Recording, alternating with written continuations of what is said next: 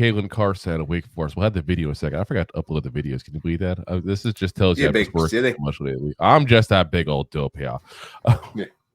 That's why I'm buying. That's why I'm buying some time here as I talk about YouTube here. But y'all still should go to YouTube either way. Anyway, Caelen Carson, 6 foot, even 195 pounds, 22 years old here. Interesting guy overall because he's got a little bit of versatility to him there. Only 3 interceptions though in 4 years. That's one of the things I like to look at. Because we come out from, we had obviously Adoree Jackson here the last couple of years, to be our top corner. And let's be honest here and say Adoree Jackson was not an interception guy. And I feel like that was something that bothered this current regime, whereas it didn't necessarily bother the prior regime. So we're going to, it's something to look at there like, okay, what are we going to do here? Are we going to go ahead and get a guy who can't get interceptions again? Because that clearly bothered Shane and bothered Dable, or else they would have potentially looked at keeping him. And I don't mean keeping him this offseason. It was a foregone conclusion last offseason that we weren't going to keep him.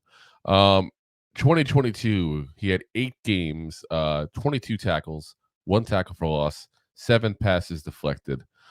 In 23, he had 11 games, 42 tackles, 1 tackle deflected. I said 1 tackle for loss, 8 passes deflected, 1 fumble recovery, and had a 73.7 PFF grade. Now, this is the only season, guys, that he played in at least 10 games. That's one concern for me. I'm at that point now where all like, I'm so tired of having guys that play for the Giants that just for whatever reason cannot stay healthy, cannot keep going here. And yeah, I'm just done with it here. Let's play the video for him real quick, and then we'll get into our pros and cons.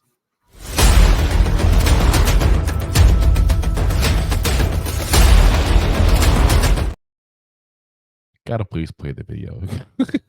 Can't believe I forgot to upload it before we did the episode. Here's the pros and cons here for you. So as far as the pros, good body control, fluid movement, good top end speed, physical, helps the run. So there's a lot of good in him that you can't teach, and that's what's got him on this list here. As far as the cons, technique is bad, and basically he's dependent on his athleticism overall. His ankles aren't good, his footwork isn't good, and again, lacks interceptions. If you can get past the interception part with him, I feel like you got a guy here who you can go, okay, you know what? Is this a guy that I think we can develop and have him become a good, player in this league? Yeah, I mean, this is going to be probably your third. You got a guy who hasn't played much. You got to question that overall. I'm sorry, you were saying? Oh, that's it. I was going to say you have to question his lack of play. You got to question like the technique. Technique is something you could teach. He's got the stuff that you can't teach already in him, but he's also dependent on his athleticism to make up for his bad technique. If he wants to stay in this league, he's going to have to work on that technique. I mean, you draft him, you take a chance. He's probably like your cornerback 3. I wouldn't even say that. I think if you're taking him at 15, I think he's going to end up being a guy who goes in like round 3. He's a potential that if you want to put him in the slot maybe to start off his career, I could see him entering the starting lineup in that respect. But you got to understand the technique issues off the bat. He did do 77 snaps at the slot position, 521 out of the outside corner. So again, he played mostly outside corner when it comes to the last couple of years there in college, but that doesn't mean he can't necessarily expand upon that, and I think that's something that you kind of expect him to do potentially, because if you want to make it in this league and you're not one of the top 2, that's your spot, is you're going to make it on that kind of position where you can go ahead and do something special on special teams. You're going to do something special in the nickel and dime packages, which nickel and dime packages have now become a starting position, basically. So yeah, I mean, I think you're going to see him move a lot towards the inside, and you're going to want to develop him before you put him on the outside. You get a little more help on the inside, whether it's a linebacker or safety.